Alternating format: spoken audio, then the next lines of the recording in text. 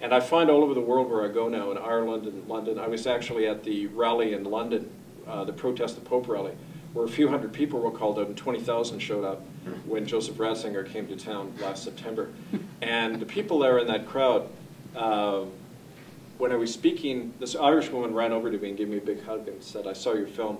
And we sat down after and talked for about an hour. And what she went through in the Magdalene laundries run by the Roman Catholic Church was identical to what you hear in the Indian residential schools. The torture, the taking the kids away when you were a woman in Ireland. And my own family there have told me these stories. When you got pregnant as a young girl, or even if you were considered too attractive and too tempting to men, you were taken away and stuck in these sweatshops for 30, 40 years where the Catholic Church made lots of money off their unpaid labor. And those people are now demanding that the church pay back that all the wealth they've made off that sweated labor. And she was telling me not only about the crime being the same, but the cover-up today being identical. You know, the way the police and the courts and the government, like in this country, collude in protecting the church, indemnifying them so that they can't ever face prosecution, which is what's happened here in Canada. I'm going to talk a little bit about that. Before we go on, I want to acknowledge one of my ancestors, Philip Annett, who came here with his father and my other ancestors in 1820. Because my great-great-great-great-grandfather had been a Waterloo veteran, a British Army officer who was given 200 acres of somebody else's land in Upper Canada because they wanted to make sure it was settled with politically and religiously reliable people. So any British officer got all his land. And I often say, well, this is maybe my payback to the people there to kind of make up in some small way for the fact that we got your land in 1820. His son, Philip Annett, took part in the uprising in 1837. William Lyon Mackenzie, that you don't get taught much about in school, the attempt to overthrow what was called the Family Compact. The small political, religious, and corporate elites that ran this country, and I believe still do run this country, because the 1837 rebellion was crushed and a lot of their leaders hanged. Mackenzie went in exile into the States. But my great-great-great-grandfather, Philip Annett, lived down near Watford, and he picked up his, the family legend tells us about him picking up his rifle and his wife getting really angry at him because he took away the only rifle with which she had to protect herself at night from the wolves that are around the cabin.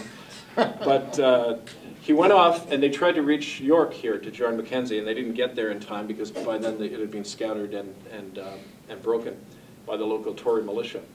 But I acknowledge the fact that what Philip and others tried to do was to stop the thing which would one day cause the genocide of Native people in the residential schools. Because that revolution was defeated, because we did not get real responsible government, you had a situation set up where the church, the Catholic Church in Quebec or Lower Canada, the Anglican Church here, were given absolute monopoly over the society. As a matter of fact, if you were a free church missionary, that's why you had to go west, because you weren't allowed to legally preach, just like in England, unless you were a Church of England or Roman Catholic Church minister. So as a result, the power of the church became absolute in Canadian society.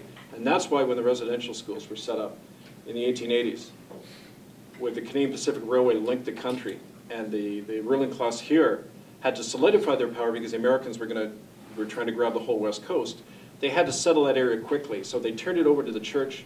With that kind of absolute power, they established these so-called residential schools, which caused the death of 50 to 100,000 children over a century in a planned system of genocide. Because they know, like all over the world, the way you destroy a culture is you destroy the women and the children, and that bond, that essential bond that's the heart of any vibrant culture. And the effect we know on the streets of Vancouver and all over, on these streets here, as we'll talk about today.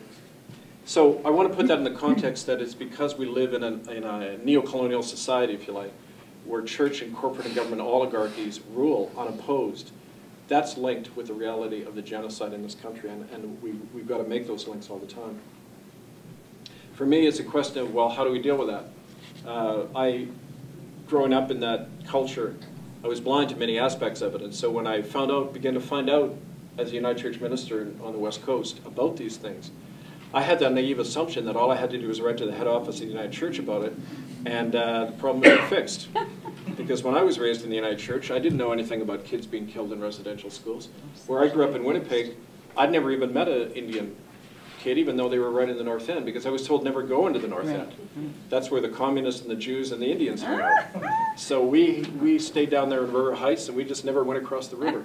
But I wish I had it, because I didn't really get to know Native people till I was in my 20s. And I had to start unlearning a lot of things that I had learned. And especially as a minister, when I was 36 and I got to Port Alberni, I had 2 small children. I was married at the time.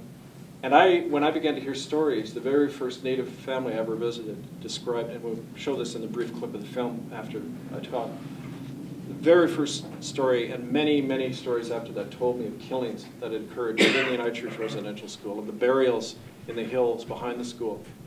And I was told in no uncertain terms not to look into this by the church, because that's before the lawsuits had begun. That's before the church was forced to respond. What year was that? The first story I heard was in 1992, and the lawsuits began in the spring of '96 after I had been fired. And so for me, again, like all of us, and that's why I have a lot of sympathy and understanding for people in my culture who deny this and get angry when we start talking about what happened, because they've been raised to have a vested interest in not believing. And that's, that will to disbelieve, I think, is part of the problem we're dealing with. But we're also dealing with the reality that Native people still in Canada, on Turtle Island here, many different nations, they still stand and occupy valuable lands and resources. And many of the people like Bingo who are on the streets of the cities of Canada are refugees within their own land. Under the Indian Act, when you're living on reserve, you're not a citizen. You're a ward of the state in perpetuity. And that's a really interesting description, because in perpetuity means till the end of time. Natives on reserve, it's the old blackmail. If you want to stay on your land, you're treated like a child or mentally incompetent person under the law. Now, I would like to know where in God's name Canada gets the right to do that, since that kind of apartheid legislation was officially outlawed at the United Nations in the late 40s. How come Canada gets to enact sterilization laws that are enacted right to the 1970s, which allows any Native person to be legally sterilized in Canada? And that happened a lot at the Indian boarding schools. So these are questions that need to be put in a very strong way to our people. Another aspect of this that I hope we can get into in the discussion is the fact that this is something that over time is very clear that it's a crime that spans generations and centuries and continents. What happened here in Canada is not unique. It was enacted by a series of papal laws brought in the 1400s.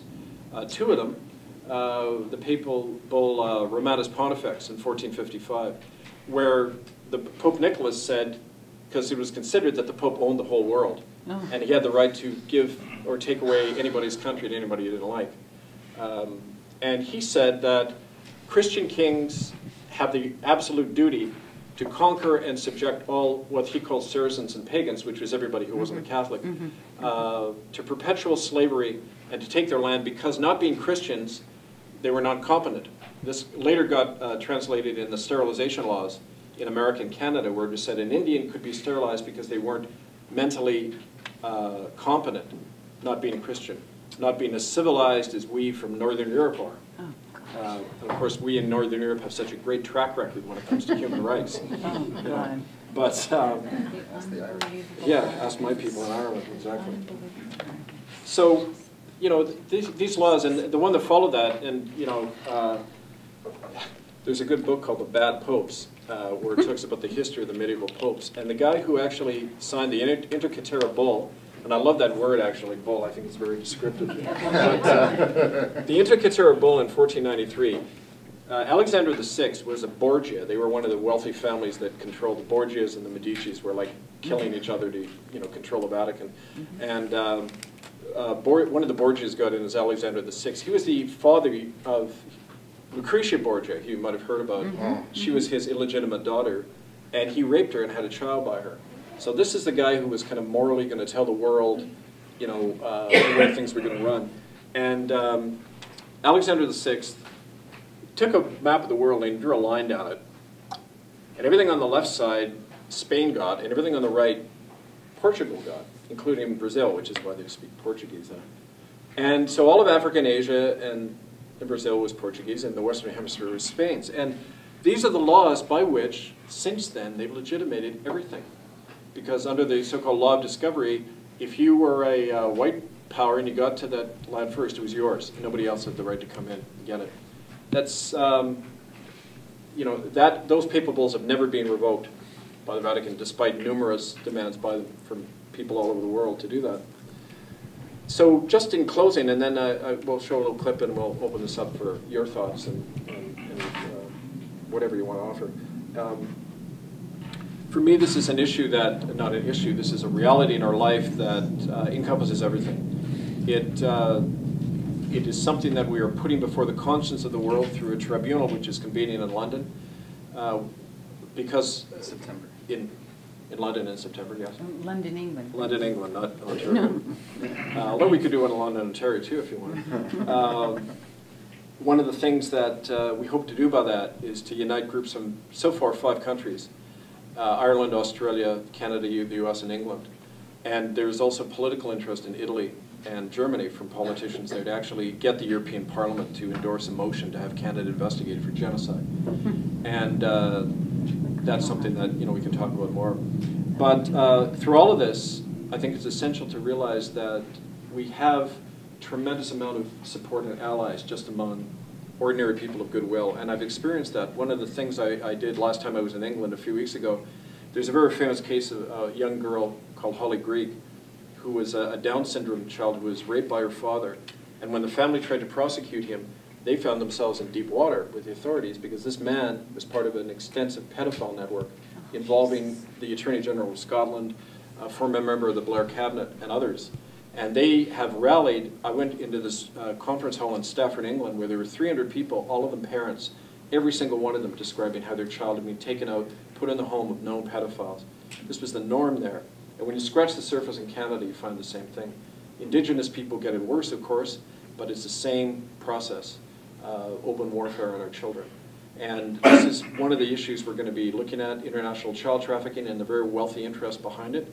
And we need all of your help to do that, because one of the things we hope to do is to have local forums where exactly this kind of evidence can be put forward and entered into the record of our tribunal, which is a process. It isn't one event. It's a process whereby we animate and activate each other to take back our land, to take back our churches, to take back our lives from these oligarchies that have inflicted this genocide for too long. So I want to just stop there. And we'll show, I want to just show you the first 15 minutes of our film Unrepentant, which you may or may not have seen, because it gives you more of the human face, and after that I hope we can have a...